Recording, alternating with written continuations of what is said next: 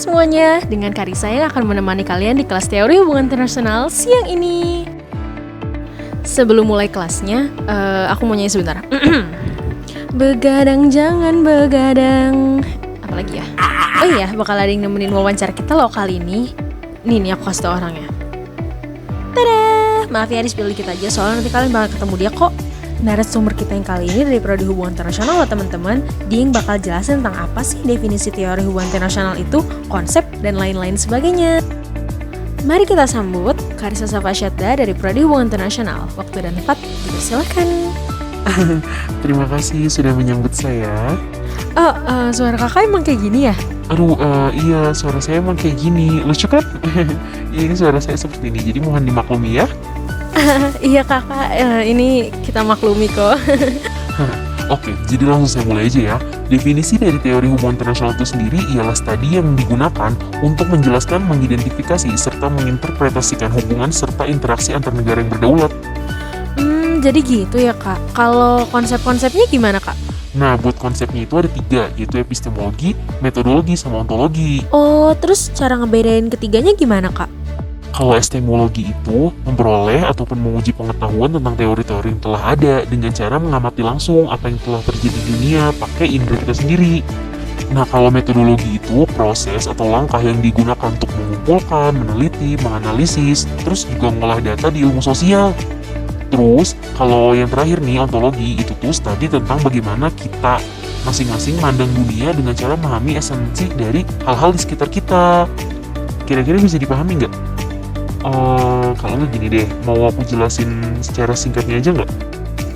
Boleh deh kak, soalnya jujur tadi tuh kayak lebih panjang itu kan, jadi kurang paham. Iya, saya paham, maaf. Gak apa-apa kak, jadi gimana cara biar kita paham, biar lebih dipersingkat? Nah, kalau epistemologi itu singkatnya mempelajari cara memperoleh pengetahuan. Kalau metodologi, singkatnya menguji cara atau metode untuk memperoleh serta menganalisis data. Yang terakhir, secara singkatnya ontologi, itu membahas hakikat keberadaan dari realitas itu sendiri. Nah, sampai sini udah bisa dipahamin belum? Oh, udah sih kak, tapi aku masih kepo deh sama sejarahnya itu gimana. Nah, kalau ngomongin tentang sejarah, teori hubungan internasional tuh sebenarnya nggak secara tiba-tiba muncul gitu aja, tapi dia juga berkembang seiring berjalan waktu gitu. Nah, itu dimulai pas abad ke-16. Di Eropa tuh pakai sistem negara berdaulat yang makin lama makin kesebar ke seluruh penjuru dunia. Terus karena sistemnya yang makin luas, jadi dunia tuh makin kenal gitu sama politik internasional yang lebih terstruktur. Nah, sekarang udah paham belum tentang sejarah teori hubungan internasional? Udah cukup bisa dipahami kak.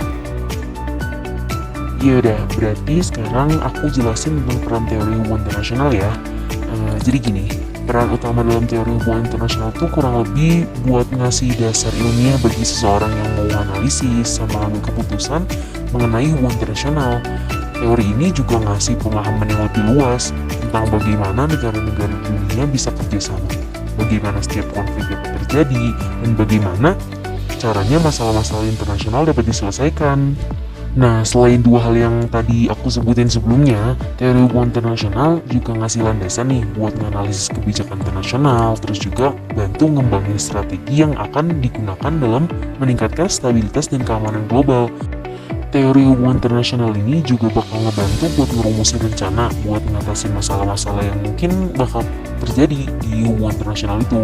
Contohnya nih, kayak konflik kemiskinan, terus sama pelanggaran hak asasi manusia. Nah, buat peran teori hubungan internasional udah bisa dipahami belum kira-kira? Wah, bisa kak, aku udah bisa mahamin tentang peran teori hubungan internasional itu. Nah, kalau misalnya udah paham tentang peran teori hubungan internasional, aku mau jelas tentang level analisis. Level analisis sendiri, kalau misalnya dijelasin itu termasuk dalam kerangka kerja yang dirancang buat ngorganisir, buat bantu pemikiran-pemikiran sistematis tentang hubungan internasional. Nah, level analisis sendiri tuh punya 3 tingkatan. Tingkatan yang pertama, tingkat individu sama tingkat kelompok. Yang kalau misalnya jelasin itu tuh kayak area yang lebih ngerujuk pada perlakuan manusia sama sekelilingnya. Terus tingkat yang kedua itu tingkat negara sama masyarakat.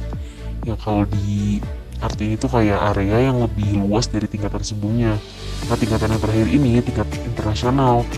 Nah, yang terakhir ini area yang paling luas dibanding tingkat-tingkat sebelumnya. Akhirnya ya sampai dimana aku ngejelasin pembahasan yang terakhir, yaitu pengaplikasian teori hubungan internasional. Contoh pengaplikasian dari teori hubungan internasional itu contohnya teori realisme, di mana Amerika Serikat sama Uni Soviet itu sama-sama pertahanan negaranya masing-masing. Pas perang dingin itu nggak sih Kak kalau nggak salah? Iya nggak? Bener nggak sih Kak? Takut salah. Iya kok bener. Duh, nggak terasa ya Kak, udah selesai pembahasan kita. Kak Karisa kira-kira ada nggak yang mau disampaikan sebelum sesi ini ditutup? Silahkan Kak. Sebenarnya aku mau nunjukin sesuatu, tapi sebelum itu aku mau ngucapin terima kasih buat semuanya. Wah, apa tuh Kak? Tada!